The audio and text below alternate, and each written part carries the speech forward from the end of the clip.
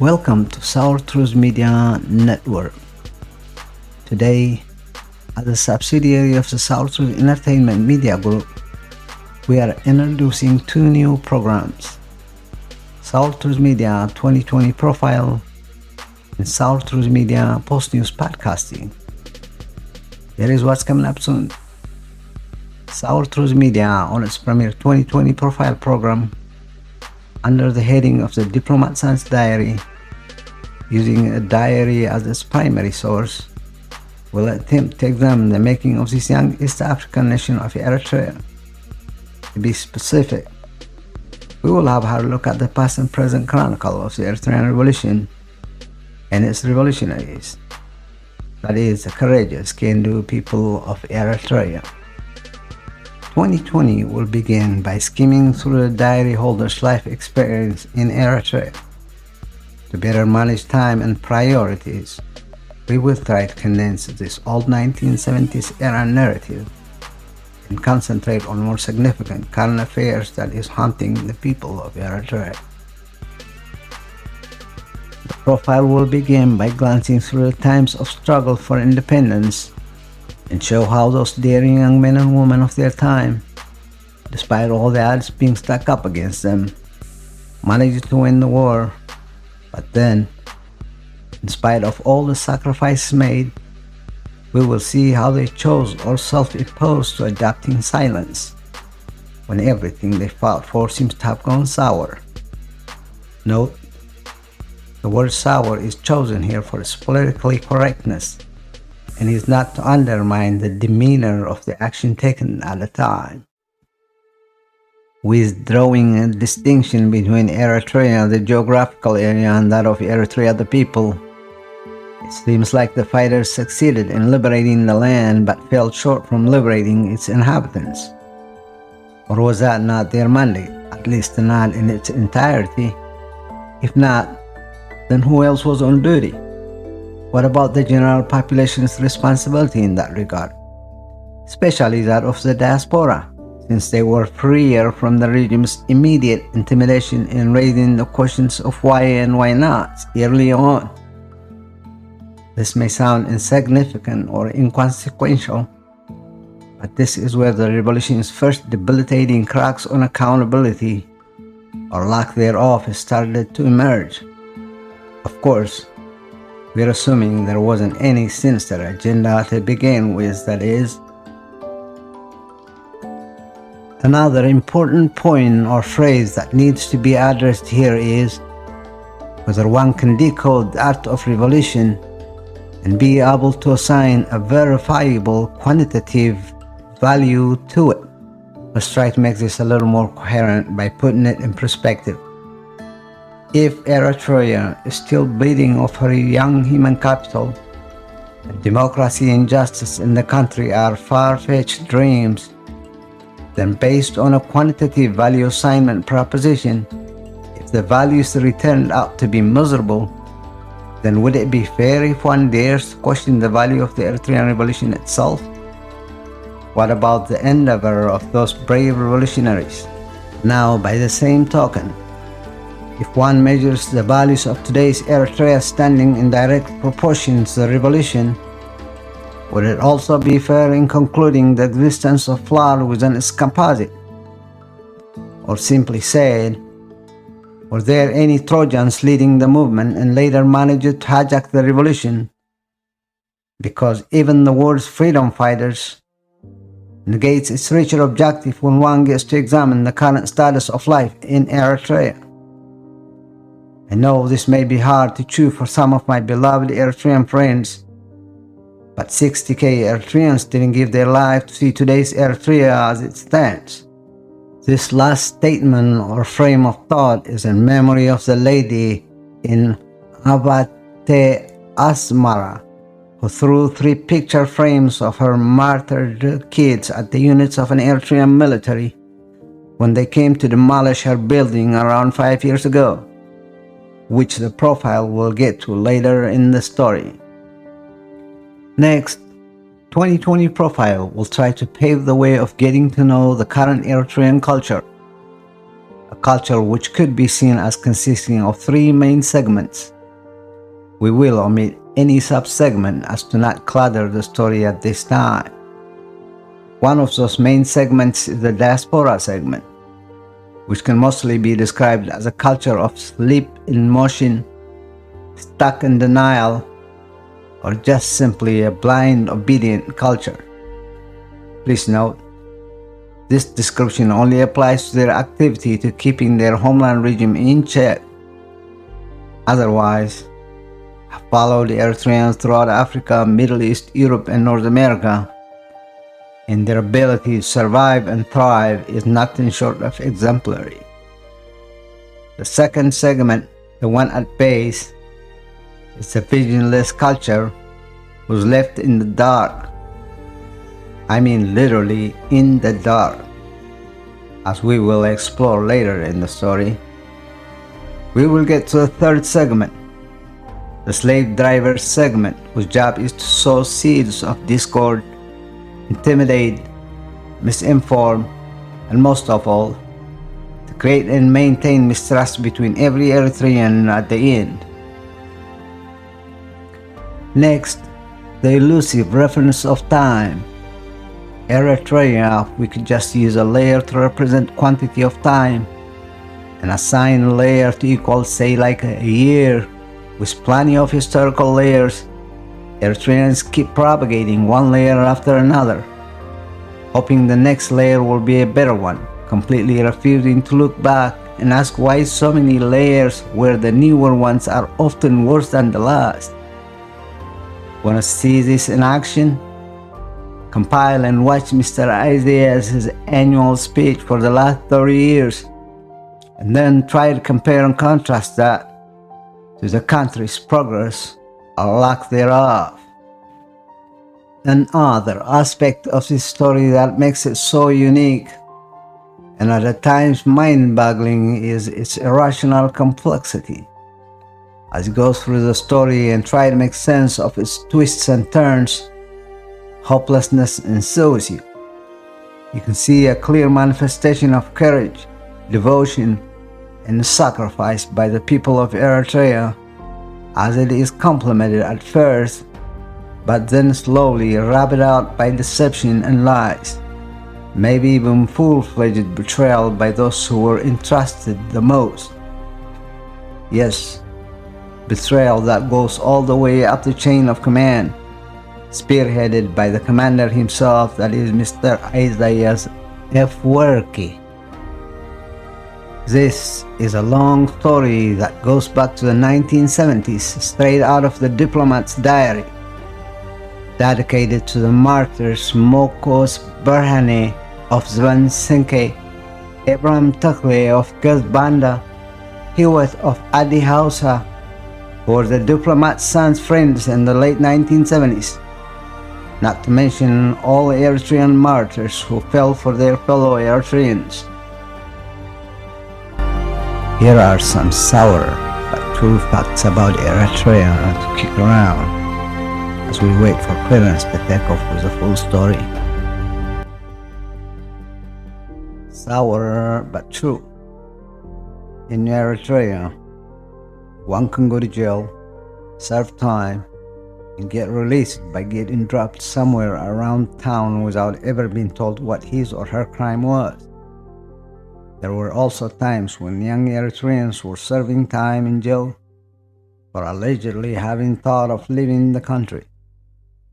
Yep, you can go to jail for just having thought of something. Sour but true. A young Eritrean man or a woman cannot travel from one city to another without a movement permit. For this reason, other than those residents of the district, 90% of Eritreans have never seen the beaches of Eritrea. We will get into this movement issue in depth later, because I was also there when basic edible goods were being smuggled from one city to another, because there were times when one couldn't move commodities from one point to another for the same reason either. At one point, there were 37 checkpoints throughout Eritrea. 9 checkpoints between Asmara and Alligator alone. Sour but true. One's family dwelling can get locked out and declared no trespassing by the army. If a member of the family fails to show up whenever the army starts rounding up people to go to war front, even when the family have nowhere else to go, that is, any neighbor who offered hospitality for any of those families also dealt with harshly. Sour but true. Asmara, capital city of Eritrea, was one of the first cities in Africa to have had a standard electricity throughout the city. Today, Asmara is often dark, and the other city's fate is even worse. The country also lacks a single working traffic light. Out of all the things the country lacks, why traffic light, one may ask? It is because those traffic lights were in working order in 1969, which would be more than half a century ago. Sour but true. In the city of Asmara, you can get a running water bill every month even if you don't see a drop of water for a month at a time. If that ain't enough, you can get harsh penalty in cases where you're late in paying that bill. Yep, you can get penalized for paying late for service that was never rendered to begin with. Sour but true. Today, the church communion donation boxes found everywhere around the main cities are locked and controlled by the governing region. Yep, that money donated at the gates of those churches are now taken by PFDJ and given back to the church at the discretion of the region's authority. Sour but true. Eritrea was more industrialized in the 1960s than it is today. Also, the city of Asmara was congested with traffic and young men and women in that time era. See a linked video of Asmara in the 1960s, as we will grind this later in the story. Sour but true. Eritrea is the most censored country in the world. Wanna test it? Try texting anything to anyone from outside the country. Better yet, try reaching them using any social media platform. Sour but true. Eritrea does not have a working national airline.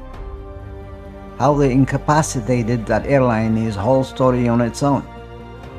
We will unravel some of the mysteries behind it later on the full story. Sour but true. In the 1980-81 Eritrea Civil War, the EPLF, that is the current PFDJ with the help of TPLF, was involved in the elimination of a lot of young Eritrean fighters. Yep, you heard that right. EPLF, the current Eritrean regime, and TPLF, the current Tigrayan People's Liberation Front, the two parties who are at war at this time. Please see a link to a 1980s interview of a wounded Eritrean Liberation Front fighter. Sour but true. No matter how much money one have in the Eritrean banking system, he or she is only allowed to withdraw about $335 in cash per month.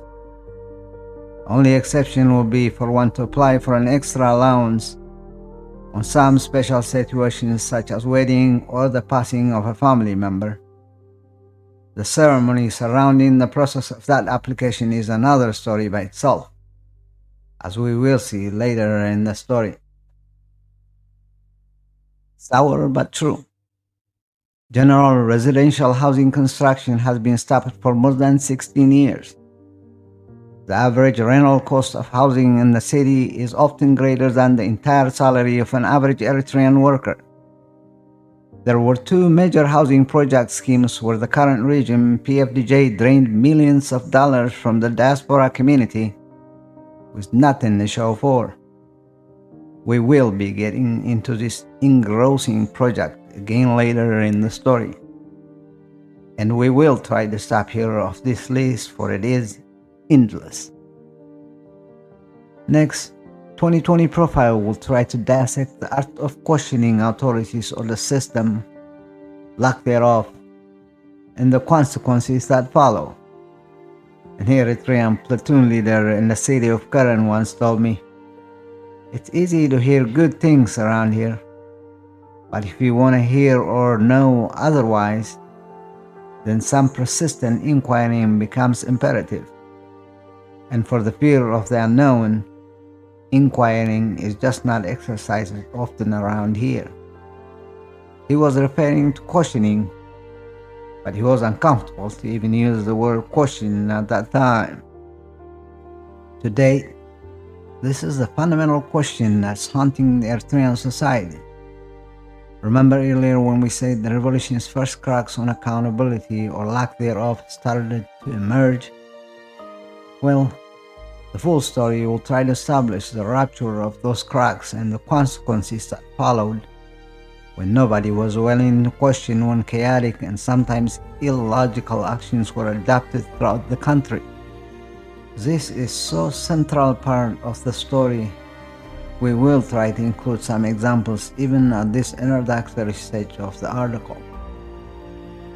Early on, around 1991, when the fighters took over the country, a memo was passed with their immigration system directing the authorities to assist the women fighters in obtaining all necessary documents to be able to migrate to other countries to become maid servants. Here it is in Hewitt from Adi House as words. This is quote unquote now. Kin kidim kinkait tafkidulna, which translated in English means we were granted to go to be maidservants.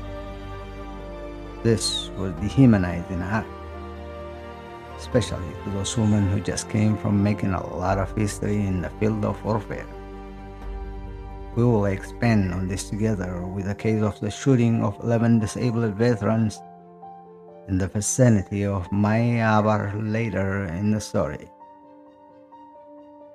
Next, in remembrance of the Lampedusa incident, that is when 300 Eritrean migrants were sunk off Mediterranean Sea.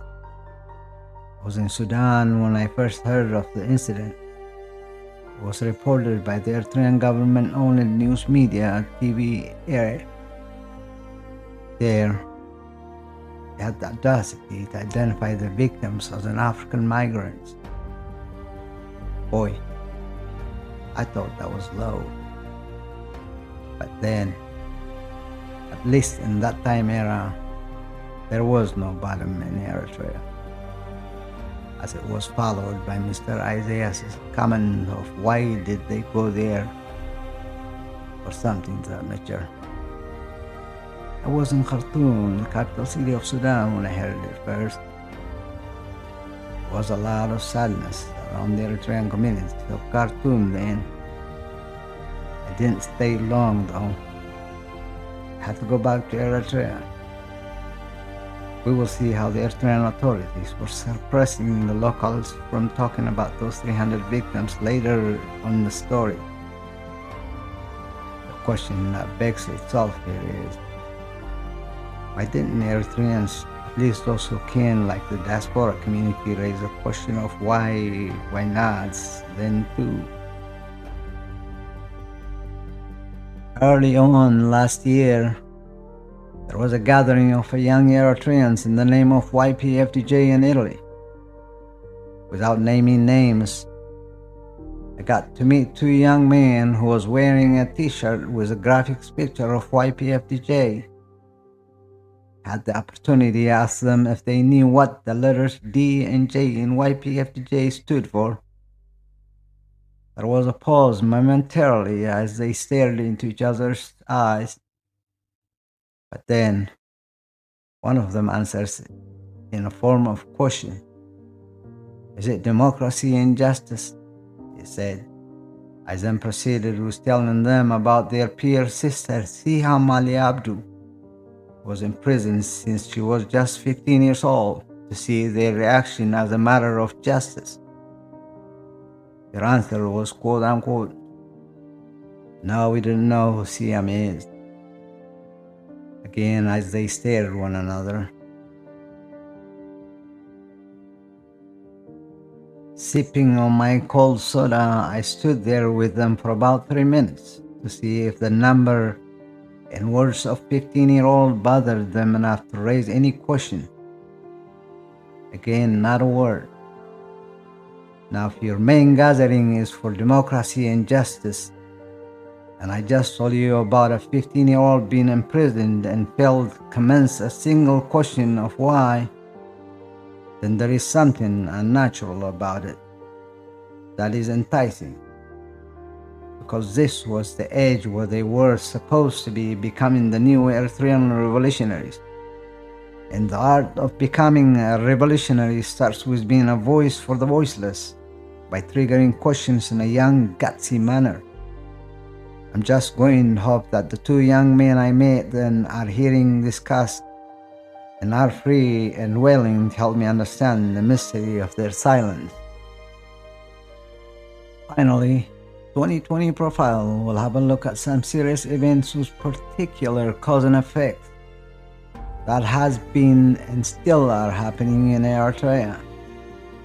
We will begin with the case that of Berhane Abraham, the author of the book Hungry Eritrea. I don't know much about him personally, except that I have once met him around Al-Gider, that is about 11 kilometers from the city of Destiny, and about the same proximity to the border of Sudan. This was the place where Eritrea's secret financial network hub ran through. We'll talk about the hub itself and the men who ran it later on the main story. For now, though, Mr. Berhane was a very sick man when he was put in prison. I believe this happened just right after he disclosed of his written book, Hungry Eritrea. But what was the fundamental thing that got him thrown out of his job as a Minister of Finance to begin with?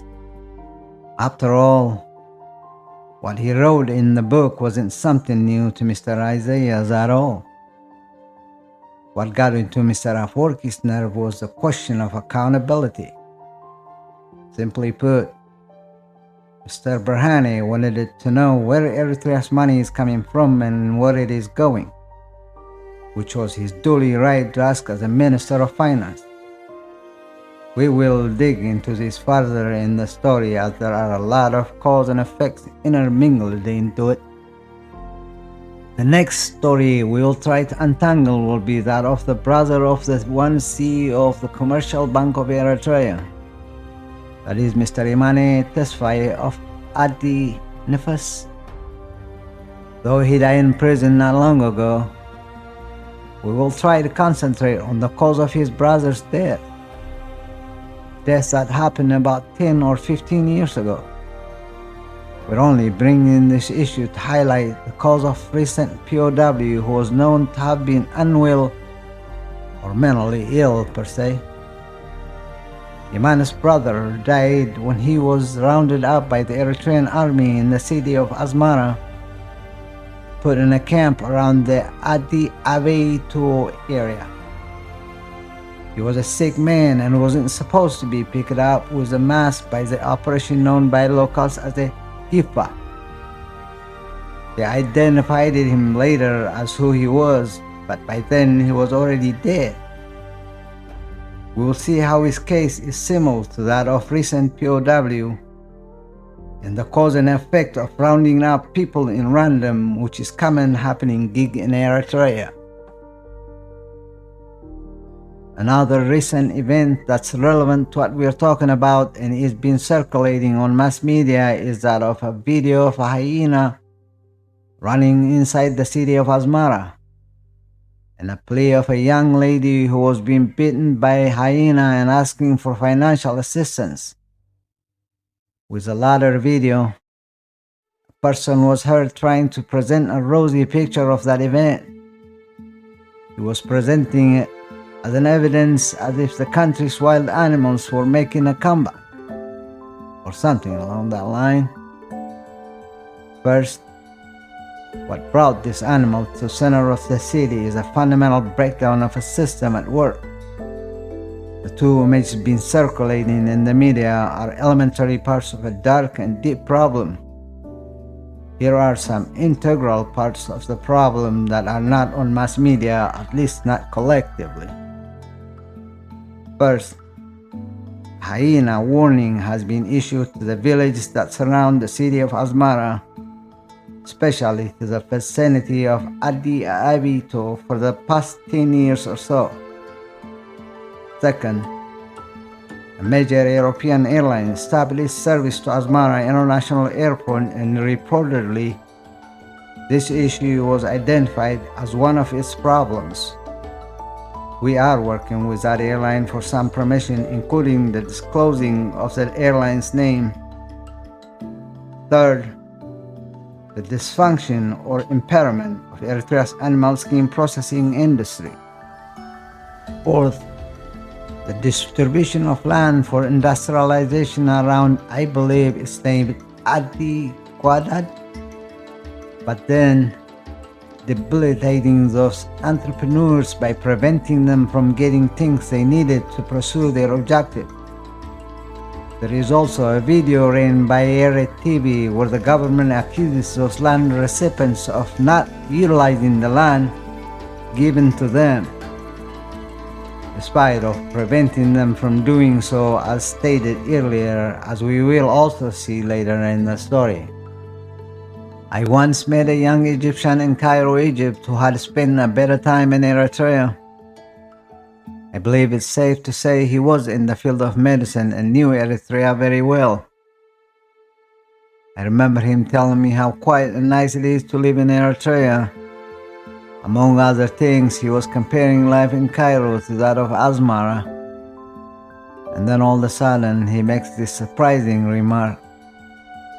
Let me quote him here of what he said. Life there just seemed so slow and smooth, even while I knew well it was all fake.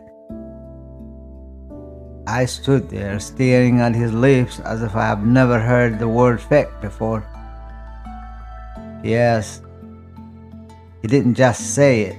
He was armed with example and ready to unleash them, as he first took me to a location called Ardelewa, where it was full of Eritrean children.